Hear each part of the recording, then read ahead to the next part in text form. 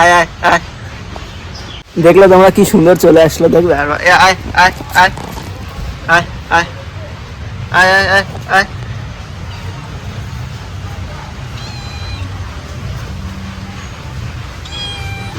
কত সুন্দর দেখো,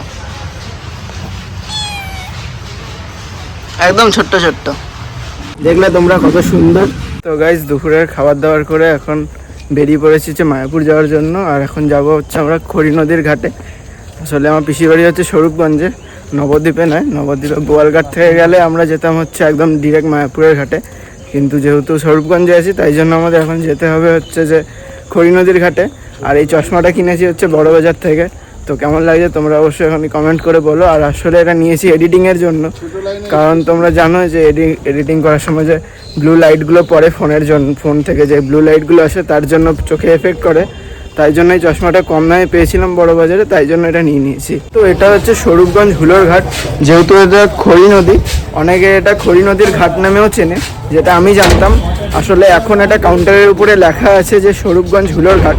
তো ফাইনালি এখন আমি জানতে পারলাম। তো আমাদের এখন নৌকা ছেড়ে দিয়েছে, আর এদিকে যেহেতু নৌকা আসছে আর আমরা যাব হচ্ছে ওই পাড়টাতে। তো ওইদিকে হচ্ছে মায়াপুর, আর এই যে এটা হচ্ছে পুরোটা হচ্ছে খড়ি নদী, আর ওদিকে হচ্ছে গঙ্গা। আর যারা বয়ালঘাট থেকে আসবে তারা আসবে ওই দিক থেকে। বয়ালঘাটে হচ্ছে লঞ্চ করে আসে এই সাইডে, যেখানে দেখছো তোমরা লঞ্চ দাঁড়িয়ে আছে। তো ওই সাইড দিয়ে আসে হচ্ছে তোমার বয়ালঘাটটা ওই দিকে পড়ছে। দেখো নৌকা থেকে নেমেই তোমরা যে মায়াপুর মানে মেন মন্দিরগুলোতে যেতে পারবে তা নয়, তার জন্য অটো করতে হবে। এখানে দেখো অনেক অটো রাখা আছে। তো এই অটো বা বাসও আছে, তোমরা বাসে করেও আসতে পারো বা অটো করেও আসতে পারো। তো আমাদের যেরকম এখানে অটো করা আছে, তো আমরা অটো করে যাবো। অটোতে 20 টাকা করে নেয়, অটোতে 20 টাকা নেয়, আর বাসে কত নেয় ঠিক জানি না। তো আমরা অটোটাই প্রেফার করবো, অটো করেই চলে যাবো।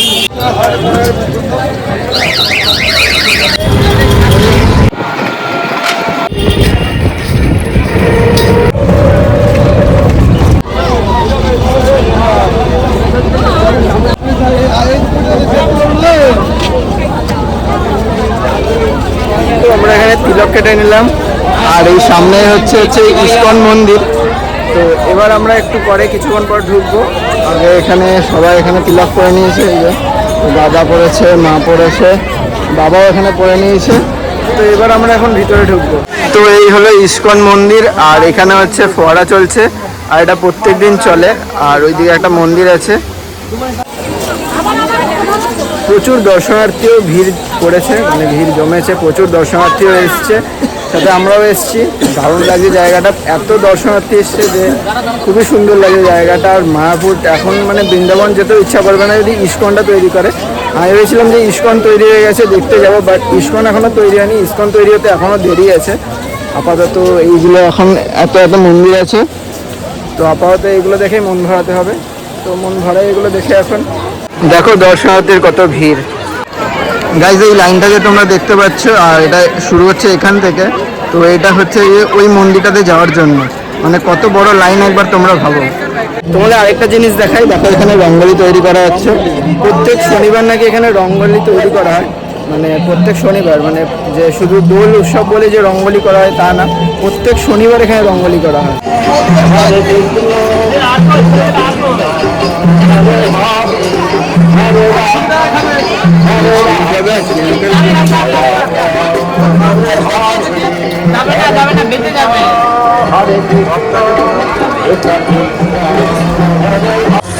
তো এই যে আমরা একটু মায়াপুরের ভিতর দিকে এসেছিলাম, আর এখানে দেখতে পাচ্ছি ফোয়ারা চলছে। তো অনেক ফটো তোলা হয়েছে। তো সেই ফটোস ভিডিও যেগুলো তোমরা দেখতে চাও, তো অবশ্যই আমার ইনস্টাগ্রামটা ফলো করে নিও। আমার ইউজার আইডিটা আমি এখানে দিয়ে দিচ্ছি, অবশ্যই তোমরা এখনই যাও আর ইনস্টাগ্রামে ফলো করে আসো। আর এই যে এখানে মার এখন ফটো সেশন চলছে, দাদা ফটো শ্যুট করে দিচ্ছে। আর এখানে দেখতে পাচ্ছ অনেক ফুল রয়েছে, সব গাঁদা ফুল, আর ওদিকে অল্প অল্প ফুল মরেও গেছে দেখতে পাচ্ছ। আর এখানে সব একদম টাটকা টাটকা একদম ফুল। গানে গানে এসে নাম বলছি। নাম কি তোমার? এগুলো কি খেলনা নিয়ে এসেছিস? তোমার জিভ বেরিয়ে গেল কেন? দেখতে পাচ্ছ কত মিষ্টি একটা বাচ্চা। তো বাবার সাথে কথা বলছিল, তো এসে দেখি বাবার সাথে কথা বলছে, তাই জন্য আমরা একটু কথা বলে নিলাম। তো এই যেখানে বাবা ওরা বসে আছে, টাটা করো। সবাই চলে আসো ঘুরতে মায়াপুরে।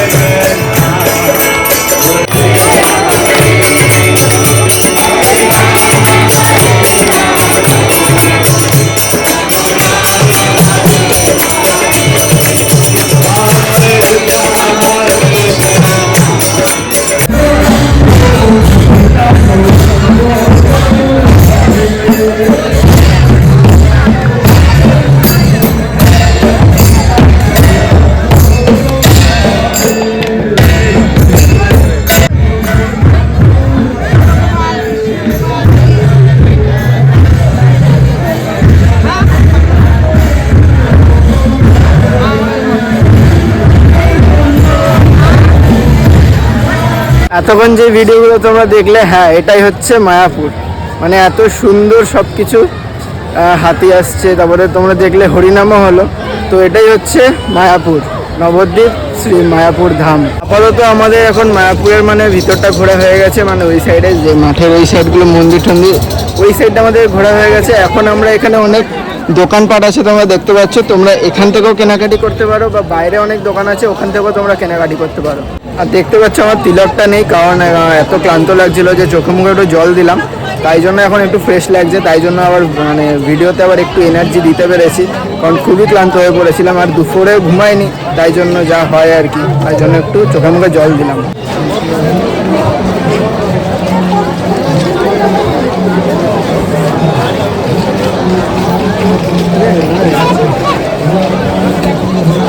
তো একটু মিষ্টি কিছু নিয়ে নিলাম, আর একটু টেস্ট করলাম, মিষ্টি নেবো এবার একটুখানি বাড়ির জন্য, তাই জন্য এই লাড্ডু আর একটা সন্দেশ নিলাম।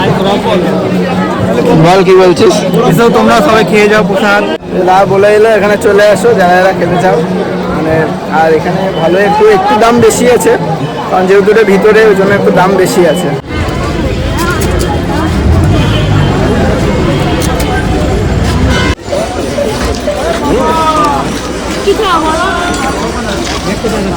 তো এই যে এটা হচ্ছে মায়াপুরের রাতের মার্কেটের দৃশ্য। তো এখানে অনেক রকমের দোকান আছে, দেখতে পাচ্ছ অনেক ঠাকুরের দোকান। এখানে যে এখন আমরা যেখানে দাঁড়িয়ে আছি এটা হচ্ছে শঙ্খের দোকান, পাশে হচ্ছে ঠাকুর সাজানোর দোকান, এরকমই জামা কাপড়ের দোকান, এখানে অনেক রকমের তোমরা দোকান পেয়ে যাবে। তো যারা শপিং করতে চাও বা মার্কেটিং করতে চাও তোমরা মায়াপুরের ভিতর থেকেও করতে পারো, মানে মন্দিরের ভিতরে ওই সাইড থেকে, বা এরকম মার্কেট থেকেও করতে পারো।